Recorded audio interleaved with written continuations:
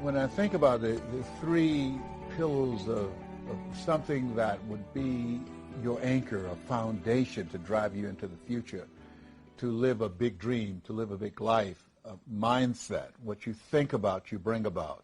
You know, as a man thinketh, so is he. Dr. Carter G. Woodson said that if you can determine what a man shall think, you never have to concern yourself with what he will do. He said, if you can make a man feel inferior, you never have to compel him to seek an inferior status, for he will seek it himself.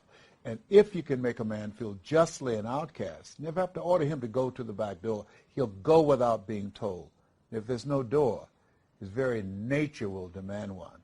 And I think that in many cases, governments and religious institutions have really unwittingly crushed the dreams and aspirations and the visions that people had of themselves. Not all, but a lot of them. And I think it's incumbent upon the individual to take responsibility, to develop yourself, to expand your mind and your vision, to seek out experiences. You know, Helen Keller said life should be a daring adventure or it's boring. And start to dream. What do you want? What do you really want for your life? I remember going to Auschwitz and walking down the halls in the Nazi German concentration camps and seeing the pictures of men and women who had dreams. And these people were exterminated. And one of the things that I heard in my mind when I reflected on a book written by Viktor Frankl, who was there, he said, if you know the why for living, you can endure almost any how. And he talked about the people who were able to survive the inexpressible cruelties of Nazism. Those who either believed in God or had someone that they loved that they were determined to see, or some cause bigger than themselves. And in my case, my goal was to buy my mother a home. That was my big dream. And that caused me to read things and to listen to things, to fuel my imagination. And then to develop my skills to becoming a voice of influence. And the other thing that's important is creating a community of collaborative, achievement-driven, supportive relationships. And it started with a man, Mr. Washington, who said, a high school teacher, someone's opinion of you does not have to become your reality. It could start with one person, and then it goes from there. I started associating with people who were doing what I wanted to do. I joined a multi-level marketing group called Best Line Products. When I heard the voice of a guy that when he spoke, it seemed like he was talking to me.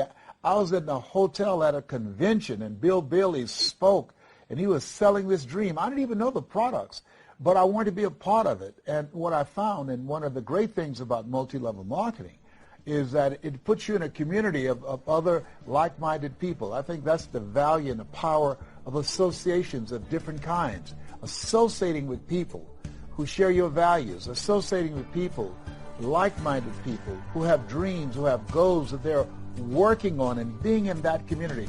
Studies indicate that one goose can fly 40% further in formation with other geese than can ever fly by itself. In fact, I'm thinking about a scientific study where they exposed some rats to electronic shock, and after they increased it, it killed them instantly. But then they put these rats in groupings with other sharks, with other rats. And then what happened was that they continued to increase the shocks of these rats, and they increased it over 10 times more. And it took far more to kill them than what it took with just one.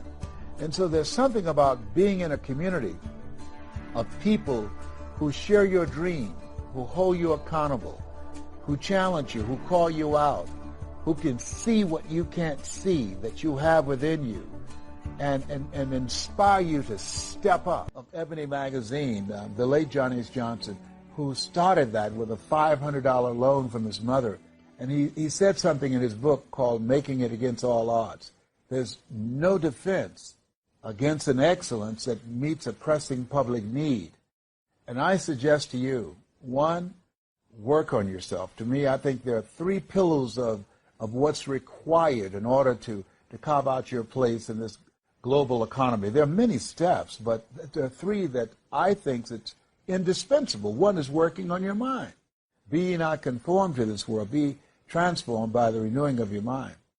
The second is of having a mindset and willing to discipline yourself, to make the sacrifice, to engage in ongoing self-study for self-growth and development, developing your communication skills. I can hear Mr. Washington now saying, Mr. Brown, develop your communication skills, because once you open your mouth, you tell the world who you are. Nelson Mandela said, if you speak from your mind, you speak in a language that a man can understand.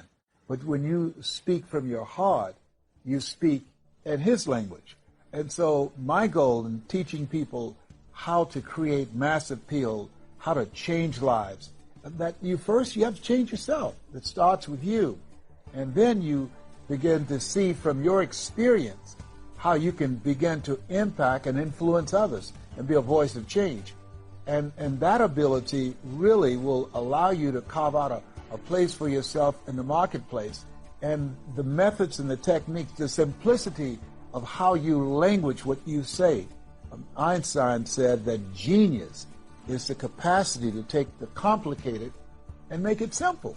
And so when you are creating change and mass appeal, keeping it simple, but being the message that you bring, and loving it, and standing in your power, and realize that you're here for a reason. I believe to make a difference. I believe to do a great work. I believe to live a life, as Jim Rohn said, when you live your life, he said, your life can be either an example or it's a warning of what not to do, or an example of what to do and what's possible. 85% of them reach their goals because of their attitude, 15% because of their aptitude. Now, to me, that was big, because I was in special education. I was labeled educable mentally retarded. So I said, whoa, that means I don't have to be the smartest guy in the room. That if I have a winner's attitude, that I've got a shot, that I could make it, that I don't have to live a life of being average. I wanted to live a life of meaning, of purpose. Being adopted, I wanted to do something for my mother.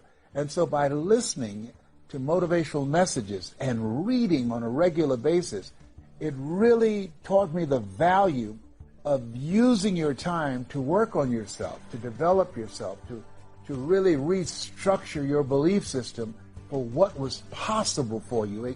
It really expanded my vision of myself. And so, to me, that's what it means about mass appeal, because I was working on myself. Then I started sharing it with others, and I noticed the difference in them. And I shared with them the things that I was doing because they saw the difference in me.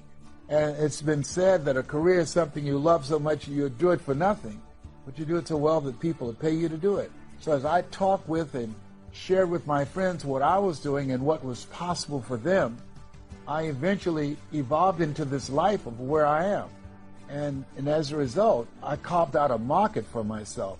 And because this is my passion, this is what I've spent the majority of my life doing, I've developed a level of expertise, a level of strength and power and reputation in this area that created a demand for myself. To me, one of the most important things and the first step in changing lives is to have a program for yourself. When I started on this path,